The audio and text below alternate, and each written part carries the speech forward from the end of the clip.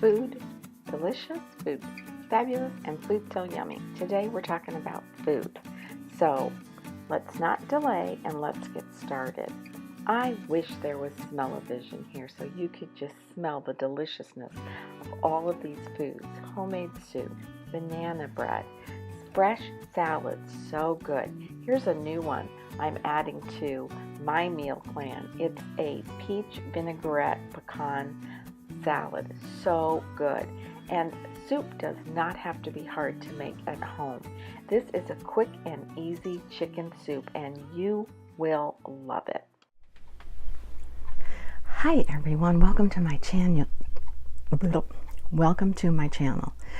Thank you for stopping in to my current subscribers, and if you're new, I'd love to have you. If you like this video, please give it a thumbs up, and especially tell me if you like this type of video. Today, it's all about food. Food.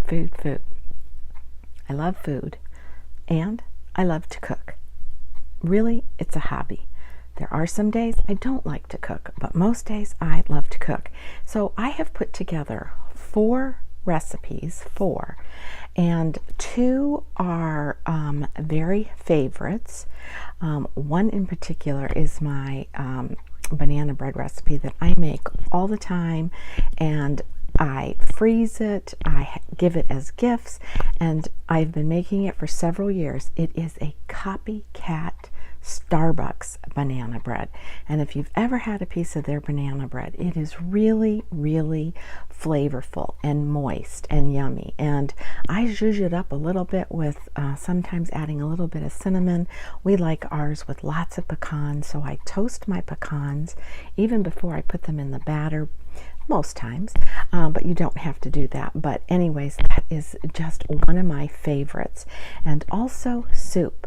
We love soup all year round. Now, it might be more comforting to have a nice bowl of soup in the fall and winter, but we love it all year round. All kinds of soup.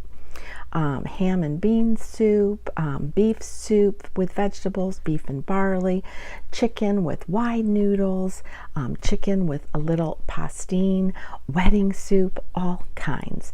Now, the kind of wedding soup that my family would make for celebrations of special occasions or holidays has been wedding soup. It is a non-tomato base, so it's strictly a chicken broth with little tiny meatballs and a sponge crouton called verde, and loaded with lots and lots of little pastine dots, and they look like little tiny pasta dots is the best way I can describe them. Growing up as a kid, my mom would boil some of those up in water and just flavor them with olive oil and butter and some salt and pepper, and we would just eat it by the bowl full. But for our traditional wedding soup, we always used those little pastine noodles, and I make a chicken soup with the pastine pasta, so it's the tiny little dots. And if you don't have homemade broth, so what? Make your own. Just use chicken bouillon base. I love it. Comes in a jar. You add a teaspoon to a hot cup of water, and so you can get beef broth, chicken broth at the store now. It's so readily available. And if you need to cheat because you don't have time to make the chicken yourself, buy a rotisserie chicken already cooked, shred it up. There's so much you can do. So today's video is about some of our very favorite foods that I make. 1, the banana bread. 2, the pastine chicken soup, and that is just loaded with goodness. Lots of carrots and spinach, and you can add celery, but I happen to be out, so I didn't add it. A good way to use some of those cheese rinds that you put in your freezer to flavor up your broth. And I made a brand new salad that was new to me. I believe it was Chef Belton, and he is on public broadcasting TV. One day I was cleaning and he was making this peach balsamic vinaigrette salad with pecans and goat cheese, and I'm like, I'm in. I made it and it was delicious. And the next day for my little mini brunch, I had some rustic artisan bread that I get at my local grocery store. It's called Tuscan bread. It just toasts up so good. It has a delicious flavor to it, and the crust is so rustic. And what I did was I piled that leftover salad. Now don't turn your nose up to it, because I know what you're thinking. It's got to be soggy. I piled it up on that crusted Tuscan bread, and I added 2 poached eggs on top, 1 for each slice. Listen, that was fit for a queen. And since my husband always says, you act like a queen, I ate it all up just like a queen. So I hope you'll stay tuned. I hope you like this type of video. Let me know what type of videos you'd like to see along the cooking line.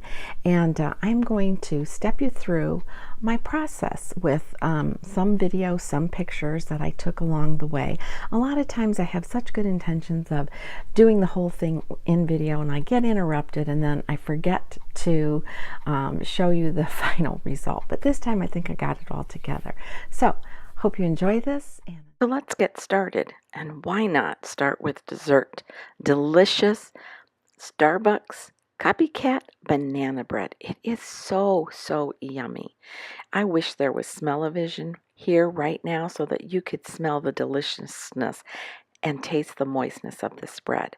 I start out with nuts. You can use pecans, walnuts, and sometimes I even toast them a little bit before I actually mix them into the batter. And it's so basic, guys. A bowl, a mixing spoon, incorporate your flours and your dry ingredients together, and then take your sugar and oil, egg. You don't even need an electric mixer. It's so easy. Use a whisk until you incorporate everything together and you get this beautiful light yellow pretty color. And then what you're going to do is mix up your bananas. I used the ones I had in my freezer with a little bit of buttermilk, and then incorporate the dry ingredients with the wet ingredients. It doesn't get any simpler. And then before you know it, you have this delicious banana bread that's just waiting to go into the oven, just to liven up your senses and get your taste buds going.